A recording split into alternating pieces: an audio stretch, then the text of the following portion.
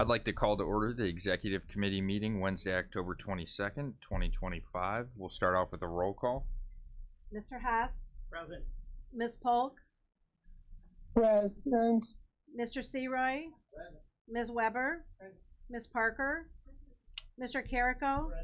Present. Mr. Featherling? Present. Mr. Kirkstra? Present. Mr. Hunter? Present. Mr. Smith? Ms. Foster? Mr. Ashcraft? Mr. Alexander Hildebrand? Present. Mr. Long? We do have a quorum. We have a quorum. I have nothing under public comment or presentation, so we'll move on to the approval of the minutes of September 17th, 2025. Can I have a motion to approve the minutes? First by Carrico, second by Parker. We'll do a voice vote. All those in favor say aye. Aye. All those opposed, same side. Motion carries. Anita is not here today, so we won't have anything under legislative. She will have something next month, so we'll move on to information systems with Jason Shane, the monthly update. And then he has a disposal of surplus equipment, so can I have a motion to approve the surplus? First by Hunter, second by Featherling. Any discussion on that? All right, voice vote. All those in favor say aye. Aye. All those opposed, same sign. Motion carries. Welcome.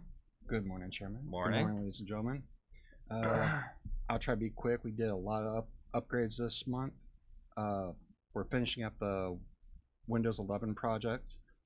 We just replaced 8 computers out at the coroner's office, got them upgraded, not only with Windows 11, but with the new computers that the coroner purchased. The Annex network is completed. We upgraded and rewired the second floor network box for that, get that building up to 10 gig backbones all the way through. We also upgraded 2 Wi-Fi units on that floor and installed 2 additionals to increase the Wi-Fi capability in there. And I gotta admit, even Josh from the sheriff said the Wi-Fi in that building is amazing now. So to me, that sounds great. We also upgraded Highways 2 switches to get their network up to 10 gig capabilities. And we started on the courthouse. We installed 9 new switches in all 9 courtrooms. We also upgraded 5 of the Wi-Fi units, so now 8 of the courtrooms have much better Wi-Fi now. So now court proceedings will be a lot better, especially for the laptop connections, the attorneys, the public defender, state's attorney, etc. And we also upgraded the state's attorney at the courthouse, their 3rd floor box. Same thing, rewired, put it in a new box. Now they have a 10 gig backbone all the way down and 25 gig down to the servers. And we installed another new Wi-Fi unit for them and upgraded a Wi-Fi unit on their area. And as always, still on budget and still looking good. And that's about all I have. Thank you, Jason. You're doing great. Any questions for Jason? Carol? Thank you, Mr. Chairman. This list is really wonderful. Are they all, each one, a piece of equipment? Yes. That equipment we've actually been holding on to for a very long time, just because we had so many things going on that we couldn't really go through it to do the e-waste. And this year we've been kind of like knocking through it, doing the data wipes, making sure everything that is on there is completely wiped out at DoD standards. Yeah. And there's a lot of equipment in there that's just way too old, busted, and we've already pulled every useful part that we could from it, so it really was a no value So which 2 floors of the building are now empty? If you've seen our server room before and after, I mean, there was a huge difference. Yes, I would think so. Thank you, Carol. Any more questions? All right, thank you, Jason. Chairman. Next up, we have the Health Department, John Beavis. Can I have a motion to accept and put his report on file? First by Hunter, second by Carrico, and then we'll do a voice vote. All those in favor say aye. Aye. All those opposed, same sign.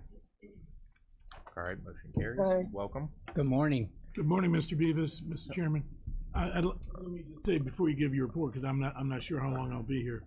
I just want to convey my sincere appreciation to you for your collaboration with the NAACP and with our health committee for the outstanding, and I mean this, and I'm probably a little less comments about what you're able to do in terms of the 20 some odd healthcare professionals holding the session at your initial location. It was amazing.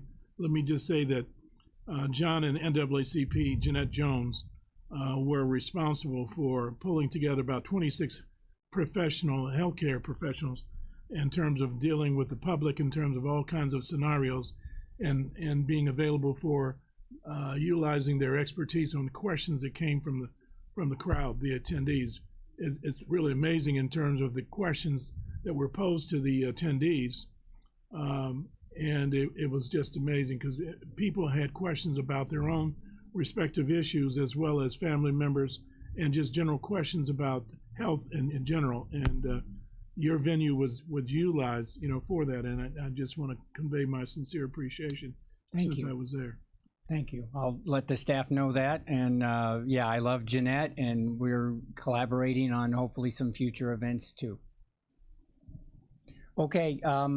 I also have a fee proposal that I would like to be considered on the backside of my report. So at this point, you do have my report.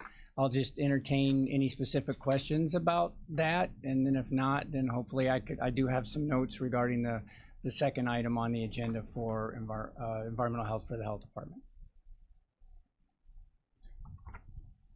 Is that none then? Yes. Okay. So today I'm bringing forward to you a fee proposal for some of the food fees. Part of the reason for that, specifically the reason for that, is that when the health department was formed, a number of ordinances, including the food ordinance, was passed by the county board as part of the process when the health department opened.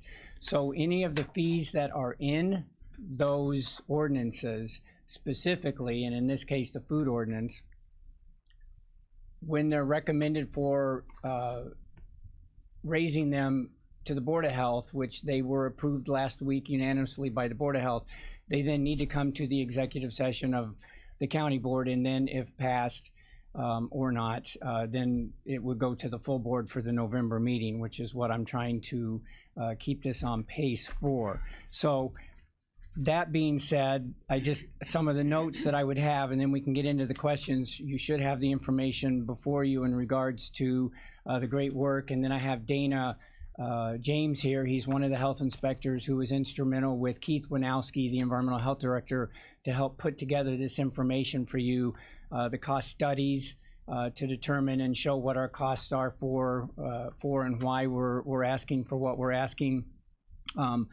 Cost comparisons of other counties throughout the state of what they currently charge in relation to whether they're a smaller county, similar size county, or a bigger county in relation to that, and then some of the reasons and justifications for what we're doing.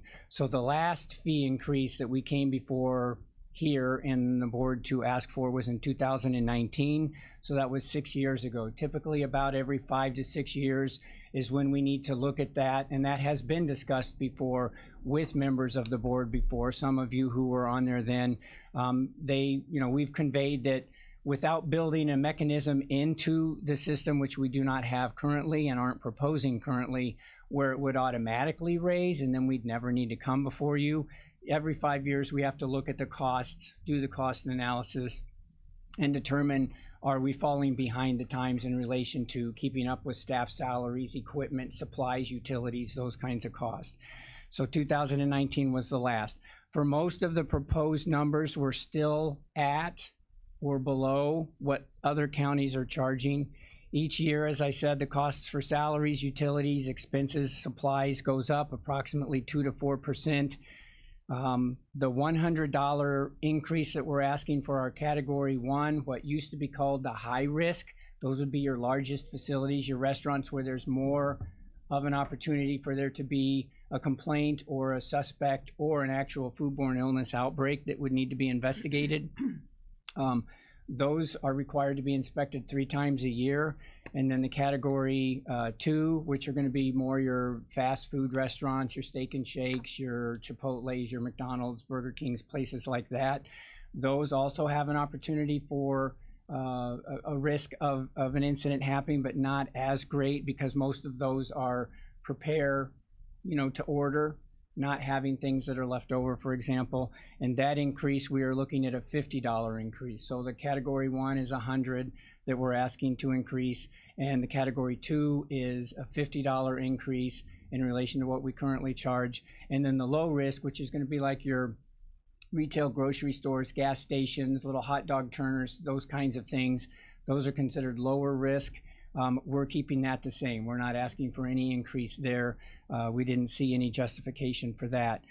If you take that $100 and divide it by 365 days in a year, the cost to a restaurant is 27 cents. That's the increase that we're asking for. The cost for our computer technology and the computers that we use in a year costs us $36 a day just to do that, and that's not even paying the staff then who go out and do these inspections every day, Monday through Friday, and then the temporary events on the weekends and in the evenings. We are looking at also raising some of the fees for the temporary foods, so if there's any questions about that specifically. And again, in your packet, Dana did a great job, and if you have any questions, I'm going to defer to him to maybe explain some of these if need be in relation to that. But it shows and demonstrates that any of the costs that we are proposing to go to, we're either at or above it already. And if we wait 6 years, in a couple of years, we'll already be behind again. But this is something that will at least bring us up. And then I just want to assure everybody, we're not doing this as a money grab. It's not an opportunity to just increase revenue for us. Typically, our environmental health division always loses money in relation to what it can bring in because the number of staff required to do the work just don't cover that. We would have to charge Cook County numbers, $2,000 for a license, in order to make money. So we're not breaking even there. We're able to make up some of those deficiencies through some of the other grants and fees that we do bring in. With that, I will be quiet and answer any questions. Todd? Thank you, Mr. Chairman. Mr. Beavis, you say in 2019 was your last fee increase. Yes. Do you know how many, the only data I don't see is how many permits you issued in 2019 to permits you're issuing current day? Has that number increased or decreased in this area? Typically, I think, Dana, the number of food facilities, actually even from day one when I started in the health department 38 years ago, were somewhere between approximately 600 to 650 establishments, correct? Yep, that's correct. Okay, so approximately 600 establishments. Usually what's happening is somebody closes, somebody opens back up, and it stays the same. And as the community, even with the growth in Bradley and Bourbonnais, we've still stayed pretty static in regards to not necessarily seeing a big increase. Where we are seeing a proliferation of inspections, and Dana can attest to this because he's one of the souls that's doing it, and I did back in the day. The temporary mobile units that you're seeing out, and then all of the weekend warriors, we'll call them, at all these events. I mean, a lot of people are increasing activities within the community. We inspect those. Some counties do not, but we get out there, and every weekend, so every 4 weekends, it's Dana's weekend. The next week, it's somebody else's weekend. They're responsible, and they could drive from Grant Park to Pembroke, out to Bonfield, and back to Sun River Terrace, all in a day to do those inspections. Rosemary? Thank you, Chairman. I have a comment and a question. I've seen Dana all this summer out and about. And I think it's important that we do keep our food safe. I hate to eat and then have a stomach ache. But my question is, do you all regulate these home kitchens? Because that's something that has popped up where people are cooking in their home and they're on Facebook saying, this is this, and here's my phone and all that. Do you all do any of that? Dana? Yes. Okay. So there's a couple of different parts of that. So there's something called a cottage food registration where you're allowed to make certain types of food at home as long as you're registered with us and we approve them. Mm-hmm. It does come to our attention that there are some people making full meals and catering out of their home. Right. And we would take those on a case by case basis as they're brought to our attention, and we work with them to get them the proper licensing if it's something that they are able to do, or ultimately if they're making full meals, you're not permitted to do that at home. So we would work with them to get them to stop. Now, is the city regulating them? Because I know that was a big question a couple of years ago. Is the city of Kankakee doing any kind of regulation of these home The kitchens? city of Kankakee or the village of Bradley or the village of Bourbonnais, each of those areas could theoretically create what's called a business license and require a facility to obtain one of those. And many of them have, caught up with the times and require those. Okay. What they can't do is act as the health department. They don't have their own health inspectors or anything, because if they did, then we would allow them to do the work, and we wouldn't have to go into that village or to the city, for example. But that's not the case. We are responsible as the county health department to inspect the restaurants, because they don't have anybody who's qualified or the program approved by the state to do so. And going back to your first question in regards to the cottage food or some of these home ones, many of them are on our radar and we are aware of them. But there are a lot of people that just do it because it's better to ask for forgiveness than permission. And when they get caught, when we catch them, we're able to do it. And social media is great in that regard, because we can see them and we do monitor that. So we try. So there are some that are missed. But if you're aware of any, and in order to be fair to the brick and mortar establishments in the county and those who are doing it the correct way, we will follow up with those. Carol? Yeah, I just wonder, do you hope to have these approved for December 1 so you can begin the new rates at that time? Yes. Yes. That would be my goal. The timing has worked out really well that we had Board of Health last week. If we get your blessing today and then ultimately it has to go before the full county board, and that would put us on pace to be able to, because we are getting ready to, in November, we would start that cycle of sending out the renewals for everything. And so before we go and change, all the paperwork needlessly, we want to make sure we do it the correct way and that we have your support. So we need a motion to approve the proposed fee increase for the environmental health ordinance. First by Foster, second by Weber. I think we already did the discussion on that. So let's just do a roll call on this. Mr. Hess? Aye. Ms. Polk? Aye. Mr. Seroy? Aye. Ms. Weber? Aye. Ms. Parker? Mr. Carrico? Aye. Mr. Featherling? Aye. Mr. Kirkstra? Aye. Mr. Hunter? Aye. Ms. Foster? Mr. Alexander Hildebrand? Aye. Motion carries. Motion carries. All right, thank you. I just would like to say thank you so much for your support, and I commend Dana and the work that he did and the staff and what they do daily to make sure that the food is as safe as possible. And then in the event that something were to happen, we also have nurses that are available to investigate those, and we would do that. So thank you again very much. Ms. Foster? I have one other quick question. This virus that's been going around, the hand, foot, and mouth that the younger kids are getting, Okay. did you get any comment on that? Because it just kind of, a lot of children, my grandson had picked that up, and we don't even know where. I'm not a nurse, and I didn't stay at a Holiday Inn last night, so I unfortunately can't answer that question. However, I can get some information and get that back to you. It is something that is a little more prevalent right now, but would just encourage anybody that you know or recommend that obviously they seek out medical attention in regards to that. And I believe that it's common, so it's not something that is new or that needs to be pressing per se, but it is something that does need to be taken care of. I know we have staff with young children in daycare that every once in a while they've got to leave and go take care of their children because they have it too. I had never really heard of it. Okay. But I'll get some information and we'll get that to you. Thank you. Good question. All right, thank you. Thank you. Next up, we have schools. Dr. Patricia High, she's on Zoom today. Can I have a motion to accept and put her report on file? First by Featherling, second by Searoyce, and then we'll do a voice vote. All those in favor say aye. Aye. All those opposed, same sign. All right, motion carries. Welcome, Dr. High. Good morning from Champaign, Illinois today. You know, gotta go through central Illinois. So I'm covering today, as you can see, the student safety support portion of ICANN's core functions. I just want to say that, you know, all schools are required to have safety plans in place.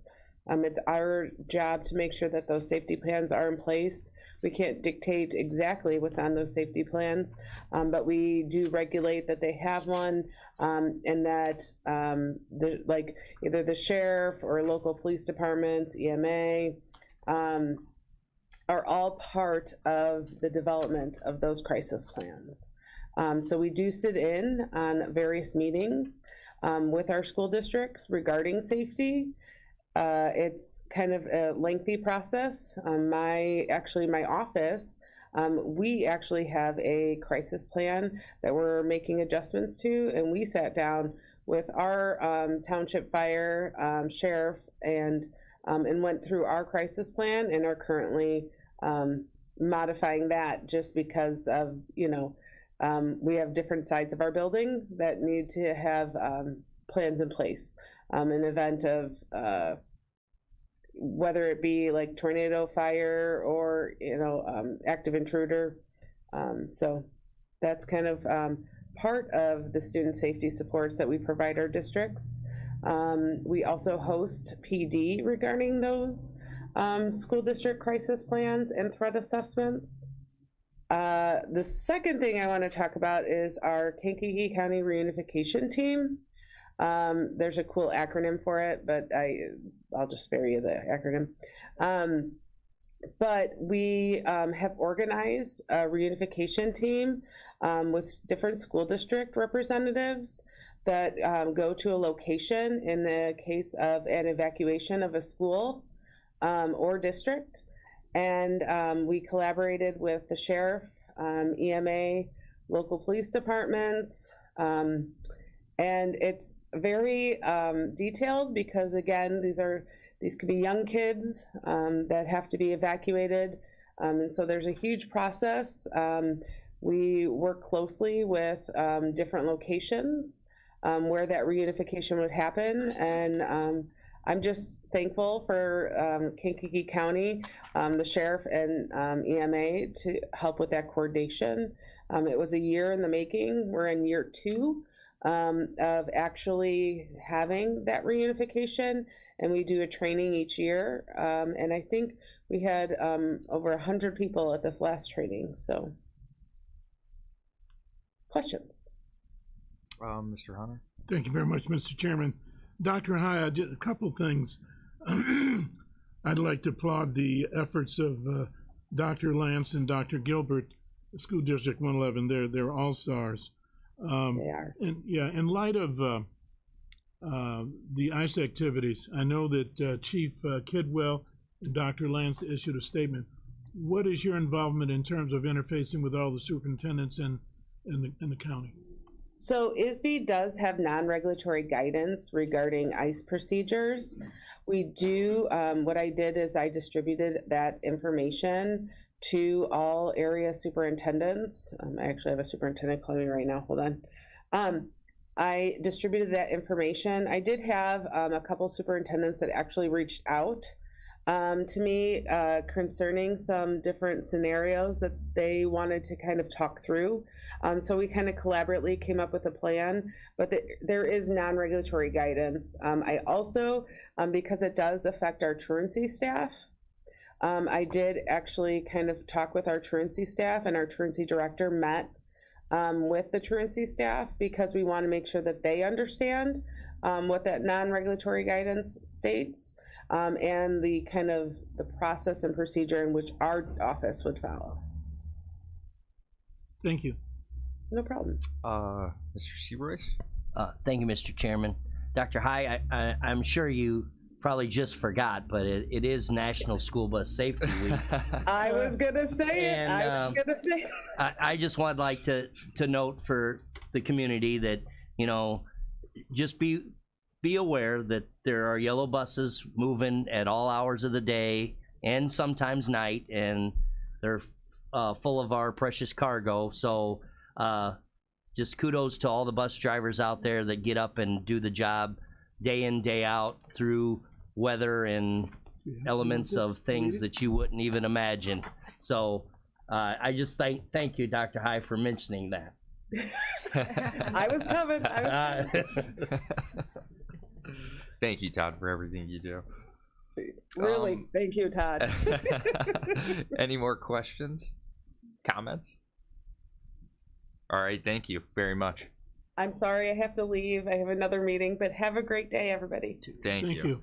Next up, we have the Veterans Assistance Commission, Eric Peterson, and with his monthly report, can I have a motion to accept and put his report on file? First by Hunter. Second by Kirkstra. Then we'll do a voice vote. All those in favor, say aye. Aye. All those opposed, same sign. All right, motion carries. Welcome. Good morning. Thank you very much. Good morning, everyone. So currently in Veterans Treatment Court, there are 4 participants, but we actually have 4 that are also under consideration. So we're looking at doubling the amount of veterans we have in that problem-solving court program, which we're very excited about. As far as the office is concerned, not a lot of updates. Karen and Ty were able to attend the IAC VAC Fall Training Conference. Ty had the honor of actually meeting POW Jessica Lynch, who was at the event, which was really cool. Aaron Craig from Robin Kelly's office has been coming to the Veterans Assistance Commission on a monthly basis, once a month, just to help veterans out with any of the questions that they might have or anything that they might want to communicate to Congresswoman Kelly. We have finalized a partnership with Farm to Veteran, a nonprofit out of Manhattan, Illinois. The freezers have been ordered and are hopefully on their way. We have 1 freezer that'll be coming to the Veterans Assistance Commission and 1 freezer that'll be going to the Liberty Lodge.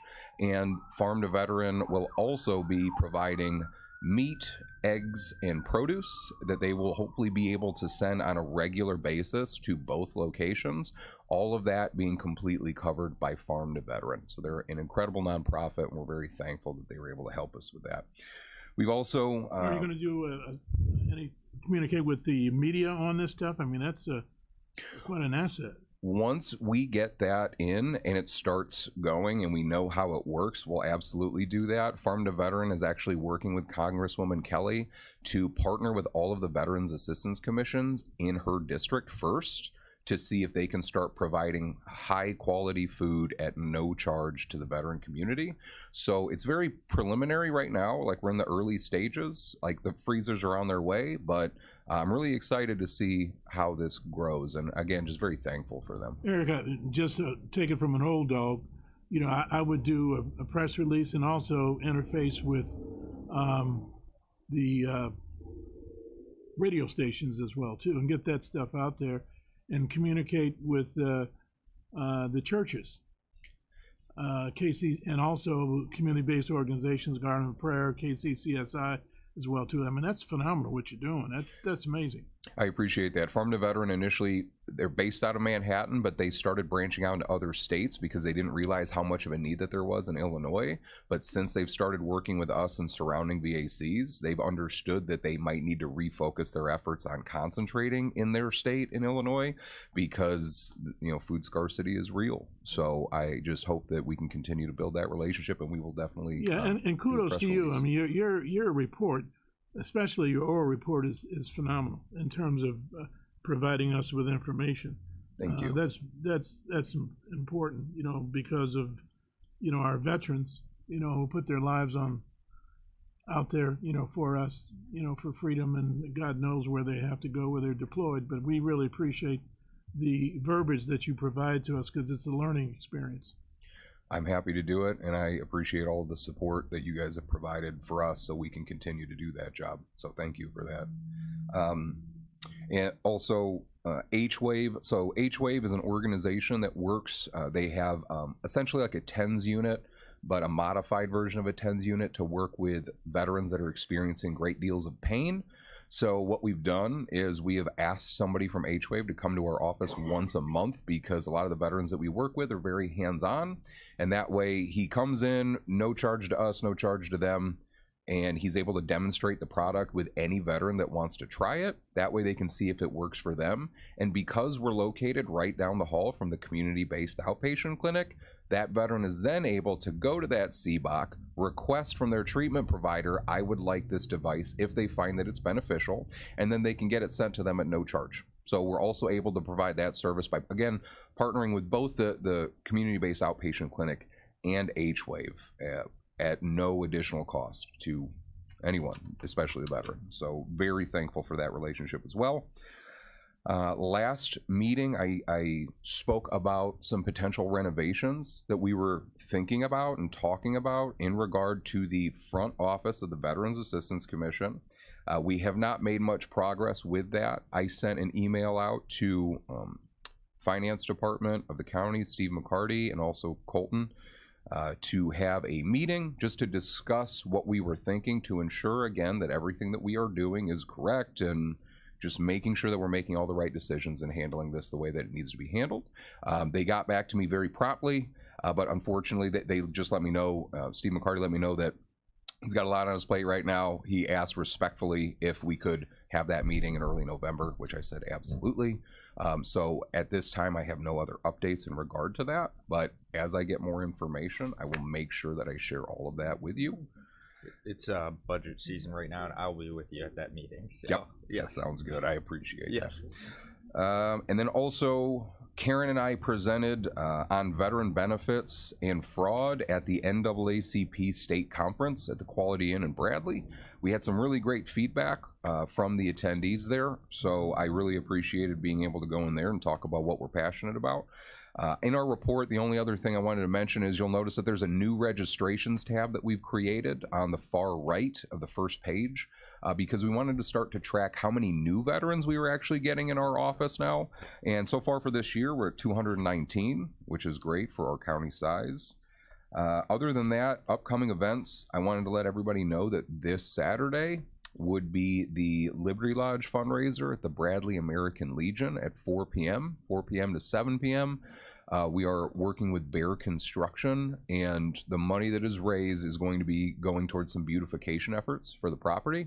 So they're looking at building a fence, potentially a gazebo for the veterans that are residing there. The veterans that are at the lodge are really starting to take pride in that place, which it was our goal, and we are almost at capacity at the lodge right now. We have treatment providers that are there on a weekly basis, providing some additional much needed services. And one of the veterans that's staying at the lodge was able to get their benefits figured out while they were there, and they're actually planning on moving out next month and moving into a place in the community. So we're very thankful for that as well.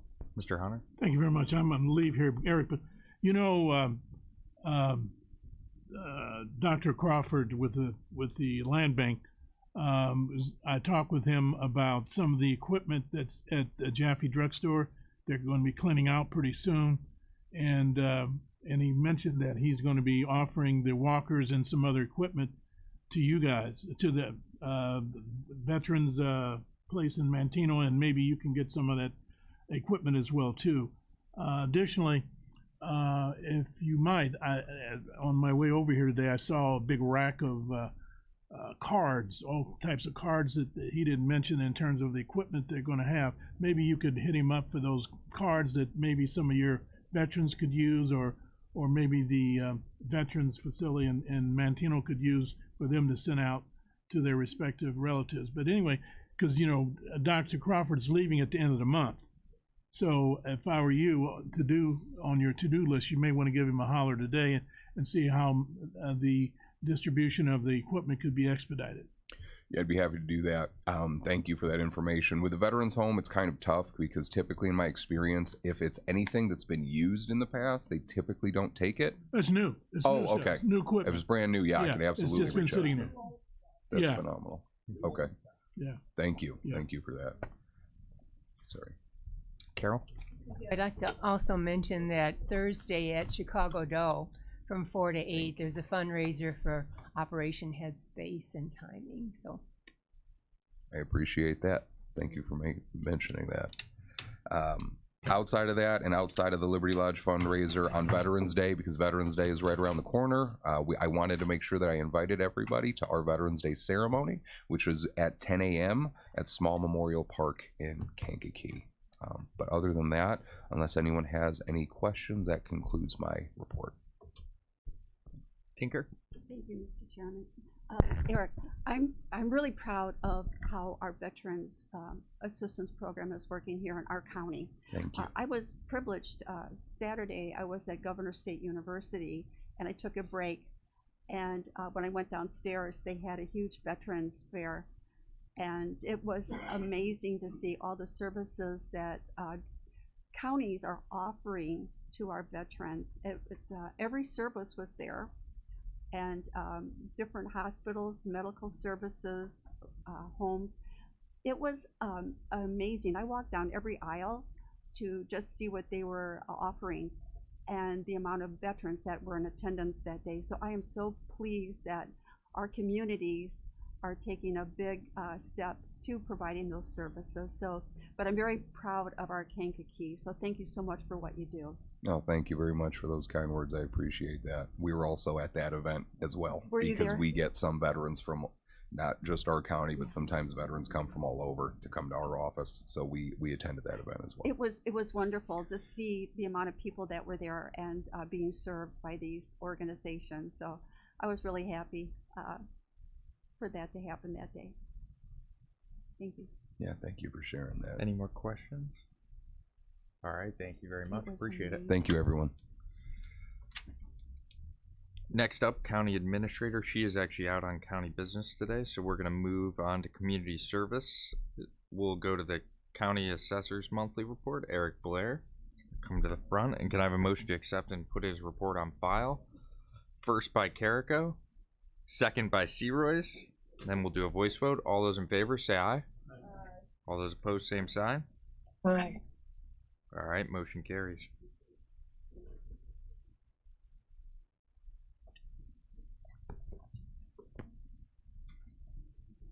Welcome, Eric. Chairman, good morning, folks. I have just a few items for you, so I'll get started. It won't take long, I promise. I did want to report to the committee this morning that our 30-day window to accept assessment appeals did close on October 14th, which was last Tuesday. So that part of our cycle is over, and also the Department of Revenue now allows for the first time for us to report our tentative abstract documentation by email, which is really, really helpful in 2025, that we now don't have to stick it in the mail, because 2 out of 3 years, 2 out of 3 consecutive years, my tentative abstract documentation got lost in the mail, and it did slow us down. So this year, sending it in electronically, we were able to reconcile all of the routine questions that they normally have for us. They certified it back to me within a week. And that was a really good thing for me to know that we can go ahead and move forward. They did certify back that we do not need state equalization at this point. So as expected, our tentative multiplier was 1. So anything times 1 is itself. So that's a great thing. We still do need to clear the hurdle of are we going to lose enough value at Board of Review to need state equalization? Generally, the answer to that is no, because our abstract is $3.4 billion right now, and getting down over 1% would be a lot of value to lose. Generally, in the past, recently we've lost something like $5 to $7 million at Board of Review, and that's not even close to enough to need it. So to need a state equalization factor. So I don't anticipate it happening at that level. Usually when state equalization happens, generally speaking, around the state, it's because mistakes were made at the tentative level, which I triple check the numbers. We don't have those mistakes here. So with that, those were the things that were really important to us this past month since we last met, that have been accomplished. Things that are coming up, of course, with the 30-day window ending to accept appeals, we're going to move into Board of Review hearings, and we're actually going to have our first set of hearings this coming Wednesday, this coming Tuesday, a week from yesterday, is our first set of hearings, and we'll be having those almost weekly through most of the rest of the year. I'll have to then, once we finish the hearings, I'll have to calculate how much value we lost at Board of Review and determine if we need equalization at the Board of Review level. I really don't anticipate that. And then the idea is that I would close the Board of Review in the same year that we started, for the 11th year in a row, and I would deliver the final abstract documentation to the county clerk at some point toward the end of December. And I think we're really on track to do that again this year. I don't see any hiccups why we wouldn't be able to do that. That picture will become a little bit more clear as we move forward in November. But I really believe we're on track to do that again. So the only other comment I have for the committee today, I wanted to let you know, I do have a commitment that I cannot move for November. I won't be able to be here to give a report. So my plan is to send something similar to what I normally do for you, and then maybe just a very brief statement that you can read, and it'll at least keep you caught up to date on what's going on in the department until I can get back here and interface with you in December. With that, I'll go ahead, and if anybody has any questions or comments, I'd be happy to address those. Any questions or comments? I'll just say, Eric runs a tight ship. He does. You know, missing him for a month will be tough, but I think we can do it. Thanks, Todd. Couldn't agree more. All right, thank you, Eric. Have a great day, folks. Thanks You a lot. too. Next up, we have the County Clerk's Monthly Report, Dan Hendrickson. Can I have a motion to accept and put his report on file? First by Foster, second by Polk, and then we'll do a voice vote. All those in favor say aye. All those opposed, same sign. All right, motion carries. Dan? Has anybody ever not approved the monthly report? Good morning, everybody. Those of you that were at last week's county board meeting, I'm sure remember the public comments, and there were several people that were talking about the election process. Well, the nice thing about living in America is that we have the right to say things that we might not necessarily agree with, or necessarily things that are germane to Kankakee County. So I did have a couple people come after me afterward and said, "You were really composed." And yeah, I was, because I knew the things that they were talking about didn't apply to things that we do here in Kankakee County. That being said, I always want all of you to know, if you ever have any questions about the electoral process, or any questions about that process in particular, I will be happy to answer them to the best of my ability. That also extends to our friends in the media. So please don't hesitate to reach out if you've got any questions at all. Be happy to answer them. That's all I got. With that being said, any questions for Dan? Woo! Thank you. Have a great day,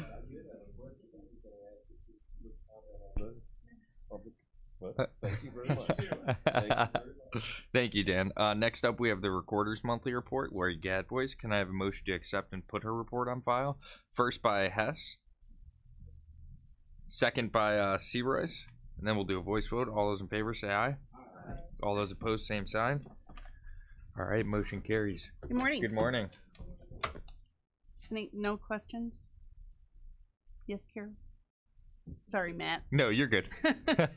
I just was smiling at the 204,000 is the highest this year. Did something spectacular happen, or we're just doing a good job? Yes, absolutely. We had quite a few big sales Oh, that took place last month. Large pieces, so it's always nice. yeah, it really Yeah. is nice for you. Yeah. Yeah, if you want specifics, you're always welcome to come into my office, and I'd be happy to run that for you off the top of my head. I can't remember them all. Sorry. There's a lot that runs through. Yes, there is a lot that runs through. Other than that, just to give you an update, you may recall, we redid all the grantor grantee books and then had them scanned and imaged into our computer system. That was 144 books, along with the 42 tracked books, which was another method of documenting transactions and different things that happened in the county starting around the 40s until 2009. All those books were scanned and imaged into the computer system. Myself, along with staff, has now completed all the indexing. Sent back a few things that needed to be corrected, but as of right now, everything is searchable for our customers online. So that's pretty exciting. They're very happy about that. And we are too, because we're just moving forward. Thank you. Any questions? All right, thank Okay, you. easy. All right, have a great day. Next up, we have an AWAC update. Tinker Parker. Thank you, Mr. Chairman. Believe it or not, I don't have a lot today. We're meeting again November the 12th at 3 o'clock at Animal Control. My public service announcement today, very important. If you probably woke up and went outside this morning, it's pretty nippy outside. So I'm encouraging everyone who cares for feral animals, cats, dogs that come to their back door, to please provide some shelter for them using styrofoam. You can go to YouTube and you can make a little house using straw, not blankets, and you can actually buy an animal home heater. We have one for our little feral that comes. He's not a feral, he's a moocher, but he lives down the street, but he comes to our house for the better dining experience. But you can get a heater that fireproof and will go with straw. So please try to keep your animals warm if you're feeding them.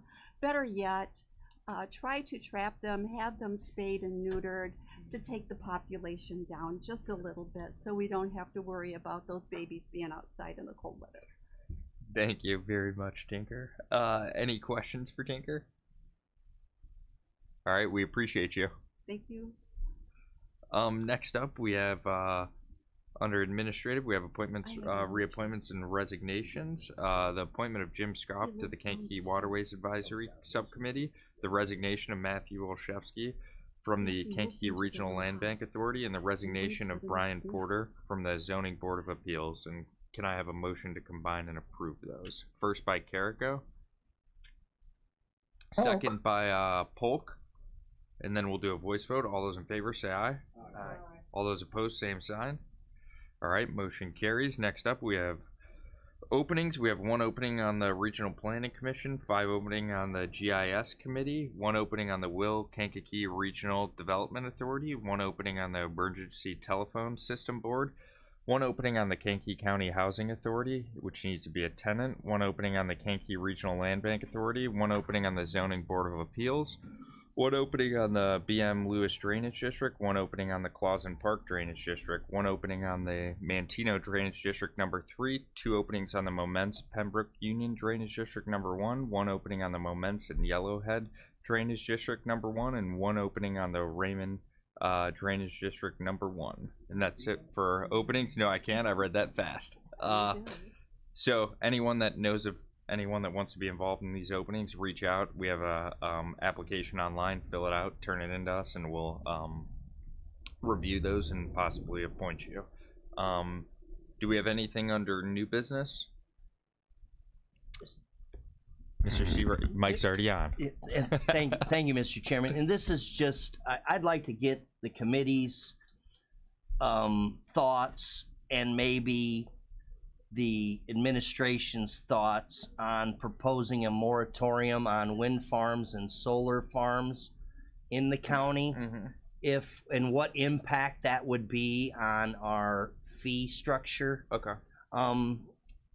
I see a lot of solar gardens that are up that were pushed through that aren't activated now. And it's been 6 months, well, actually, the one I drive past every day, it's the 10 months now that it's not active or online. And so my thoughts are, were these just money grabs to get the permit fees or whatever money that was coming down from the federal government to propose these things? And it's an eyesore for our citizens. So my thoughts is, what financial impact would it be to our county? Okay. Yeah, we So- could definitely take a look at that, and I will get back to you. Thank on you, that. sir. Mr. Featherling? Something we kind of thought about once before was, you know, if you take all that, I don't know how to say this. I don't want to say it wrong. Never mind. I'll wait.